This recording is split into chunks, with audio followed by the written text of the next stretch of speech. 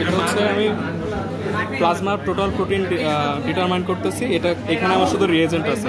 তো first of all আমি রিয়েজেন্টটাকে বসায় আমি জিরোতে নিয়ে আসবো অ্যাবজর্বেন্সটা, অপটিক্যাল ডেন্সিটিটা আমি জিরোতে নিয়ে আসবো, যাতে রিয়েজেন্টের আলাদা রিঅ্যাবজর্পশনটা বা অ্যাবজর্বেন্সটা আমি নালিফাই করে দিতে পারি। আমি শুধু রিয়েজেন্টের অ্যাবজর্বেন্সটা আমি নালিফাই করে দিলাম।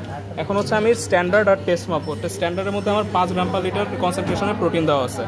তো এখানে শুধুমাত্র আমার আসবে প্রোটিনের অ্যাবজর্পশন, কারণ আমি আগেই নালিফাই করে দিছি হচ্ছে রিয়েজেন্টের। তো আমার এখানে আসছে 0.6, এটার অ্যাবজর্বেন্স হচ্ছে 0.6। তাহলে অ্যাবজর্বেন্স অফ দ্য টেস্ট হচ্ছে মানে স্ট্যান্ডার্ডের অ্যাবজর্বেন্স হচ্ছে 0.6, এর কোনো ইউনিট নাই। তারপর হচ্ছে আমার টেস্টের মধ্যে আমার সিরাম আছে। আমি প্লাজমাকে সেন্ট্রিফিউজ করছি 2500 RPM 10 মিনিটের জন্য, তারপর এটা পাইছি।